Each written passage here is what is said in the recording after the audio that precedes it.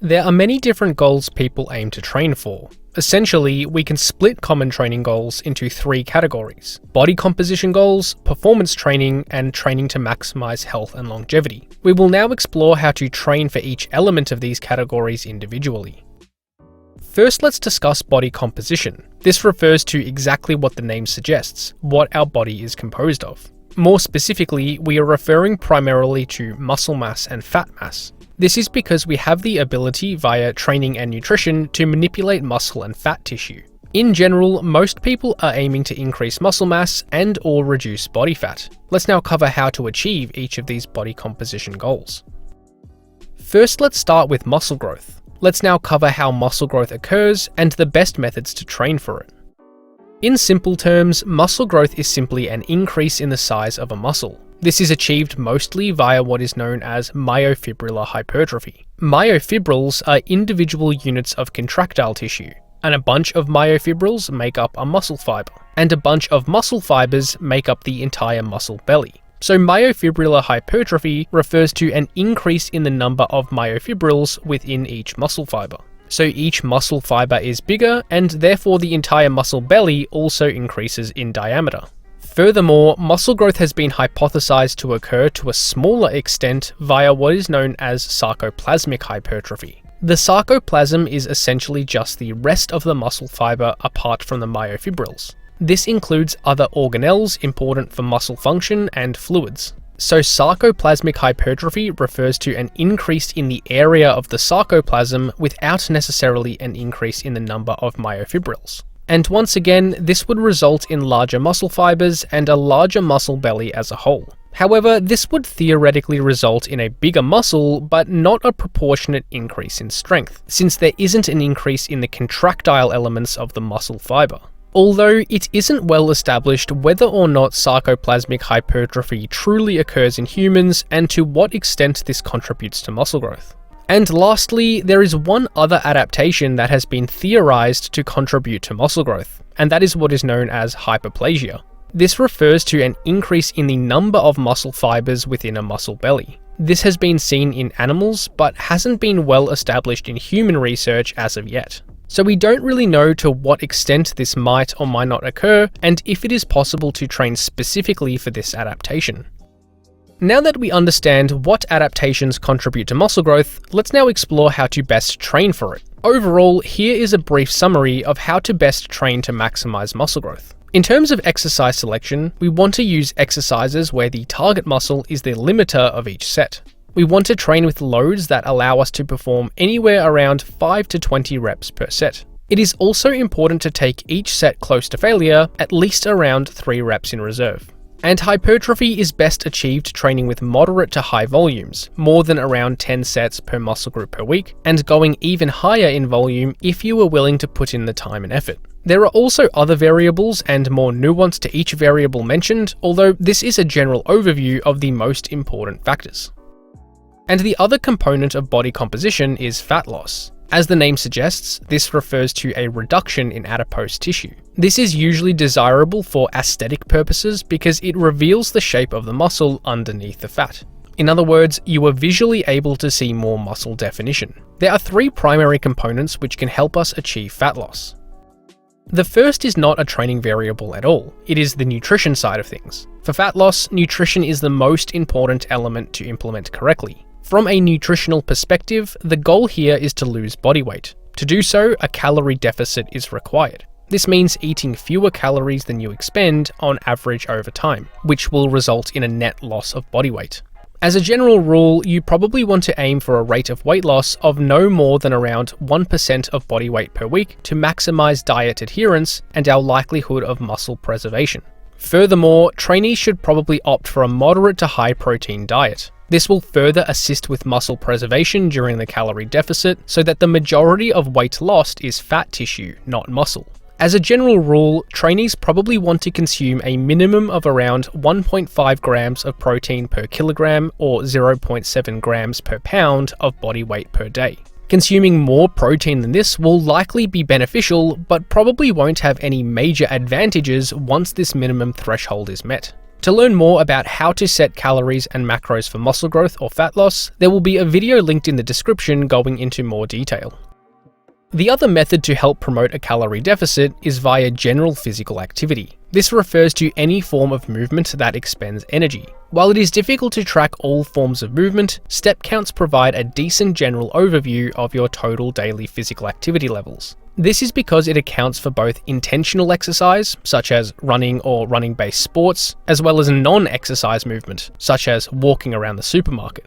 And the more physical activity we perform, the more energy we expend. This can help us promote a calorie deficit, contributing to weight loss. However, physical activity doesn't seem to provide a linear increase in total daily energy expenditure as we would expect. Rather, it has been theorized that energy expenditure is somewhat constrained. In other words, the more exercise we perform, we do expend more energy, but there is compensation from other components of energy expenditure. So as we do more exercise, we experience diminishing returns in terms of total daily energy expenditure. So at some point, more intentional physical activity probably isn't worth the time and effort for the amount of energy you expend. As a general rule, performing around 10,000 steps per day is a decent general target to hit if you were aiming to reduce body weight. You could certainly go beyond this target, but just keep in mind the compensatory response we discussed. And the last component of fat loss is muscle growth or retention. We want to at least retain as much muscle mass as possible during the weight loss process, or potentially even gain some muscle mass if possible. This is because if muscle mass is retained, the lost weight will come primarily from fat tissue. So, how can we ensure muscle mass isn't lost during this process? Well, as we discussed, we have some nutrition strategies that can assist this. First is ensuring you are in a modest calorie deficit, and second is consuming a sufficient daily protein intake. But more important than the nutrition side of things is resistance training. Resistance training is the stimulus for muscle growth in the first place. So without an adequate training stimulus, there is no reason for the body to promote muscular adaptations, whether or not we are in a deficit, surplus, or maintenance. So, what is the best way to train to retain muscle mass? Well, essentially we want to train in the same way as if we intended to build muscle mass. And depending on your individual context, it is possible to actually gain a small amount of muscle throughout a weight loss period. But in most cases, we are only expecting to retain our muscle tissue, or at least retain as much of it as possible. In terms of specifics, this would be exactly the same recommendations as the previous section on muscle growth, so you can just refer back to those points for an overview. Moving on to the next category of training goals, we have performance training. This refers to any form of training where the goal is to improve a specific athletic output. This is usually an objectively quantifiable goal, such as lifting more weight, running a faster time, jumping higher, etc. While there are many different types of specific performance goals, we are going to discuss two overarching categories in this video. First, let's discuss how to train for strength goals. This refers to any event where the goal is to lift more weight for a specific exercise. For example, powerlifting has the goal of lifting the most amount of weight possible for one rep in the squat, bench press, and deadlift. In weightlifting, it is how much athletes can lift in the snatch and clean and jerk. Furthermore, these lifts are also constrained by the requirements of the sport and federation. For example, most powerlifting federations require the squat to be performed to a depth where the hip crease goes below the top of the knee to be considered a legal lift. So the point to understand here is that strength goals are highly specific to the requirements of the sport. In terms of training for strength, there are two primary adaptations which contribute to being able to lift more load. The first is lifting efficiency. This is essentially how much weight an athlete can lift given their current body weight and body composition. We are able to lift more load with any given exercise simply by improving our efficiency, without changing body weight or body composition. This is due to two primary factors which help us maximize efficiency. First are neural adaptations. There are a few neural adaptations which help us produce more force from the prime movers of the lift. These include increased recruitment of fibers of the muscles involved in the lift, increased coordination and synchronization of multiple muscles working together, and an inhibition of other muscles which aren't directly involved in the exercise.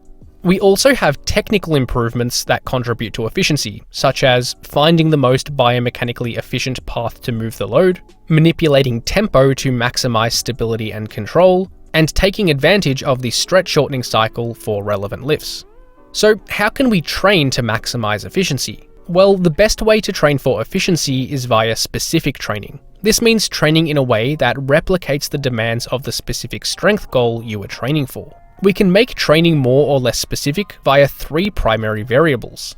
First is the exercise we perform. Obviously, we want to train the lift that we are trying to get stronger at if the goal is to maximize efficiency. Second is via the loading used. If the goal is to maximize your 1RM performance, then the heavier you lift, the more specific. And third is via technique. To maximize efficiency, you want to train with the same technique that you would use on competition day, i.e. the technique that allows you to lift the most load within the constraints of the rules. Training to maximize efficiency is the fastest and most direct way to improve strength. When performing highly specific training, strength gains are usually rapid initially. However, efficiency will only take you so far, and will eventually plateau once you have near maximized efficiency with your current body composition. So how do we continue to gain strength past this point? Well, the primary way is to increase muscle mass of the prime movers. This will provide more contractile tissue due to myofibrillar hypertrophy, as we previously discussed, which can be involved in the exercise. And with all else being equal, a larger muscle will be stronger than a smaller muscle. So how do we train for hypertrophy specifically for the purposes of translating to strength? Well, firstly, you will build some amount of muscle mass if you were training purely to maximize efficiency anyway, at least in the earlier stages of a lifting career. However, at some point, this won't be sufficient to continue building muscle mass as a more experienced lifter, so direct hypertrophy style training methods will probably need to be implemented. For the most part, this would be best achieved in the same way that you would train for muscle growth generally, as we discussed earlier. However, there are a few specific considerations to keep in mind that might be relevant for strength transfer. First is regarding exercise selection. We probably want to select exercises which are at least similar in their movement pattern to the competition lift it is being used for. This is because a similar movement pattern will ensure we are training the prime movers of the exercise. And even more specifically, we would want to bias the fibers of the prime movers which are most used in the exercise. This is because they are the contractile tissues which are required to produce the highest forces during the exercise, and ultimately what moves the load. So we probably want to select some hypertrophy exercises which aren't too dissimilar to the competition lifts, so that we are targeting the same muscle groups and specific regions of the muscle which are most important for that exercise. And second is that you probably want to be specific with which muscle groups you allocate more or less volume for. You probably want to spend the most effort training the prime movers rather than less relevant muscles. For example, you probably want to allocate more volume for the quads and glutes if the goal is to transfer to squat performance, as opposed to spending more time and effort towards the calves and biceps. So the 2 primary ways that will enhance strength gains are to improve efficiency and to increase muscle mass. So how can this be implemented in practice? Well, this is where the concept of periodization comes into play. Periodization is essentially just strategic long-term programming, so we can focus more or less on different training qualities at different times of the year. For strength, we probably want to periodize our training in the following way. Earlier in a training cycle, it is usually best to emphasize muscle growth. The more muscle tissue we can accumulate, the greater our potential to become efficient with later on. Here you don't want to completely neglect efficiency training, but it just won't be the emphasis of your training. You might still perform the competition lifts, but not quite as heavy and not as frequently. And as you get closer to the time of your peak, you would want to emphasize training for efficiency. This is to maximize your strength potential with the current muscle mass you are carrying at your current body weight. Again, this doesn't mean you would neglect hypertrophy training altogether, it just means that you might train with slightly less volume for all accessory lifts. And between these 2 ends of the training cycle, there should be a gradual shift from emphasizing one quality to the next. This is because a sudden change in training style is likely to increase injury risk, since the tissues are not fully adapted to the new stress. And the other performance goal we can train for is sport performance. There are many different sports that can be trained for, and there isn't a universal way to train all of them. However, here are a few general categories that are relevant in some way to most sports. The first and usually most important is skill practice. This refers to training the specific skills required in the sport, irrespective of physical capacity. This is the most important component of sport performance in almost all cases, since it has the largest impact on the outcome of the sport. Even if physical capacity is elite, without good sport-specific skill, your effectiveness on the field, court, or pitch is probably going to be almost useless. It should be noted, however, that the importance of skill also differs somewhat between sports. For example, table tennis or badminton is usually going to be highly influenced by skill and secondarily by physical performance. Although pure output sports such as sprinting or endurance running are going to be mostly influenced by physical output as opposed to skill. In either case, skill can be trained on a spectrum of specificity versus exposure.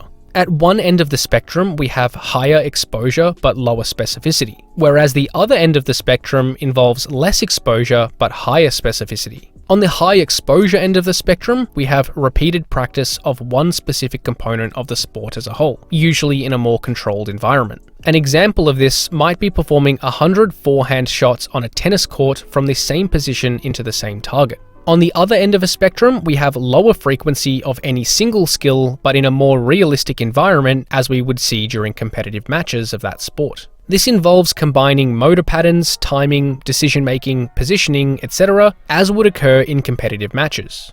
In general, higher exposure practice is generally going to be more beneficial for younger, less skilled athletes, while more advanced athletes require more game-specific training, as they have already developed all the fundamental skills well. The next method that can contribute to sport performance are speed, power, and strength training. These traits essentially allow us to amplify our ability to display skills on the court or field. They cannot replace skill practice, but they can provide a larger foundation to work from. As it relates to sport performance, these traits can be implemented in the following ways. Speed is best developed in a low fatigue state with maximal effort. This involves all-out efforts of straight sprints or change of direction drills performed with full recovery and maximal intent. Depending on the sport, the distances and drills might be different to accommodate the requirements of the athlete. Power can be developed by using ballistic and plyometric exercises. Ballistic exercises involve moving an external load without any deceleration. For example, a squat jump or a medicine ball throw.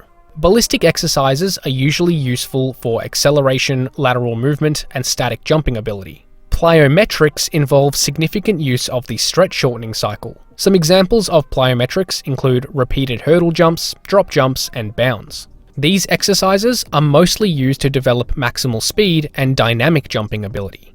And strength training is often used by athletes to increase muscular force output and for injury prevention purposes. We have already discussed how to train for strength in the previous section, but it might be implemented slightly differently for other athletes. Unless you are a strength athlete, lifting weights isn't a requirement of the sport itself, so the principle of specificity is less important here.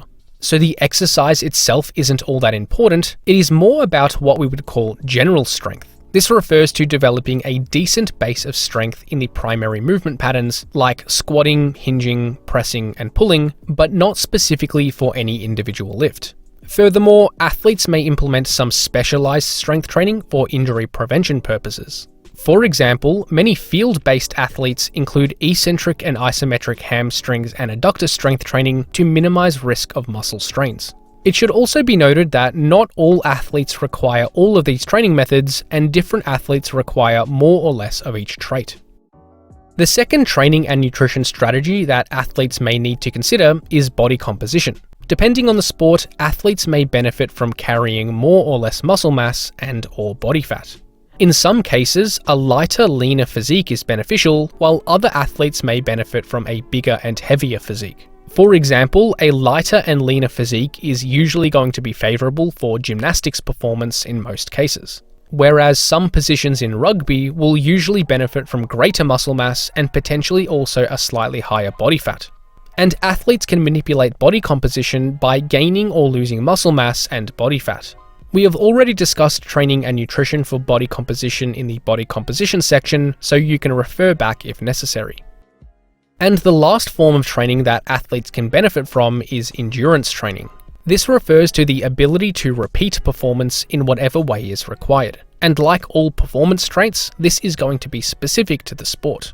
For example, endurance for a distance runner refers to running continuously for a prolonged period of time. But endurance for a boxer refers to the ability to throw and avoid punches and move in multiple different directions for multiple 2 to 3 minute rounds with short rests between rounds. So the way in which these two athletes will train will look quite different. There are 3 primary ways in which endurance training can be performed for athletes. The first is via sport practice itself. In most cases, training for the sport alone will provide a decent endurance stimulus specific to the sport. This replicates the demands of the sport perfectly and usually prepares athletes quite well. Furthermore, if sport practice itself isn't enough for an athlete to be prepared for their sport, some specific conditioning can be used for extra endurance training. This would involve endurance modalities which are similar in type, duration, work rest periods, movement patterns, and so on to that of the competitive event. This might be used as a way to prepare for competitive sport after time off or returning from an injury before being cleared to participate in full training.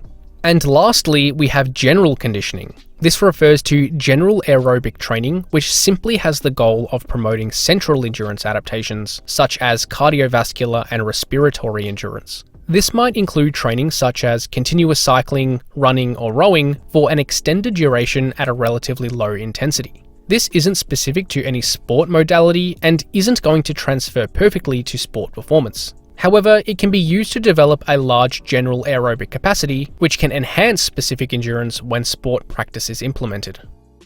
And the last training goal we will discuss in this video is health and longevity. This refers to exercise and diet strategies which can enhance markers of health, theoretically allowing us to live longer or have a higher quality of life. While this area of evidence is difficult to draw highly specific recommendations for, there are a few general forms of training which are widely accepted as beneficial for health and longevity. The first is resistance training in general. Resistance training performed in moderation has many positive effects on health and function. Most notably, resistance training is helpful for muscle mass development and strength gains, as we have mentioned already, but also for development and maintenance of bone density. Furthermore, performing full range of motion resistance training is going to act as a good form of mobility training, allowing trainees to maintain joint range of motion. For health and function purposes, resistance training doesn't need to be performed with the same volume and intensity as hypertrophy or performance goals. Lifting 2 to 3 times per week for 45 to 60 minutes is probably enough to near maximize the health benefits. Of course, lifters can always lift more than this if they have other goals, but for health purposes, even a little resistance training will be highly beneficial. Next, we have cardiorespiratory training. This refers to training with the purpose of improving the ability of the heart, vascular system, and respiratory system to efficiently supply and remove gases and nutrients in, around, and out the body. Increased cardiorespiratory fitness is associated with a large number of positive health effects, such as reduced blood pressure, a lower resting heart rate, improved blood lipid profile, and increased insulin sensitivity, to name a few. Furthermore, cardio can also help with the maintenance of bone density and counteract muscle atrophy in the aging population. The best way to train the cardiorespiratory system is to perform endurance-style training where local muscle fatigue isn't a limiter. Instead, we want the cardiorespiratory systems to be heavily taxed during the exercise. Modalities such as running, cycling, circuit workouts, etc. are all good options to train the cardiorespiratory system. And similar to resistance training, performing a relatively low dose of this exercise is going to be helpful from a health perspective. Low to moderate cardiorespiratory exercise 2 to 3 times per week is usually sufficient to achieve the majority of health benefits. And for further health benefits, it might be helpful to make 1 to 2 of these sessions of higher intensity, such as intense interval training. And lastly, body composition also appears to be an important factor for health outcomes too. Maintaining a healthy body composition in conjunction with regular exercise is usually going to have favorable effects on health and function. We already discussed the importance of resistance training for the development and maintenance of muscle, strength, and bone mass. But the other side of the equation is related to body fat. We would ideally want to maintain a fairly low body fat, but not so lean that health is diminished. This is mostly going to be a result of diet, which helps us keep body weight under control. As a general rule, maintaining a body fat around 10 to 20% for males or around 18 to 28% for females is generally where markers of health are ideal. A prolonged maintenance of a higher or lower body fat than these ranges often results in some negative markers of health in most cases. And lastly, we should understand that all of these training goals do have some overlap between them. You can definitely train for multiple goals simultaneously and achieve good results. However, the further you push towards any one specific goal, the more likely it is that other goals may suffer to some extent. This isn't bad or wrong, it just means that we should be aware of any trade-offs that we may make by being hyper-focused on a specific outcome. Furthermore, trainees may want to prioritize certain goals over others at different points in time. Maybe an athlete is focused primarily on performance at one stage of their life, but then prioritizes health at another stage. So individuals can adjust their training based on their goals at any given point in time. Thanks for watching, and hopefully you got something out of this video. Check out flowhighperformance.com for online coaching, training templates, ebooks, and more.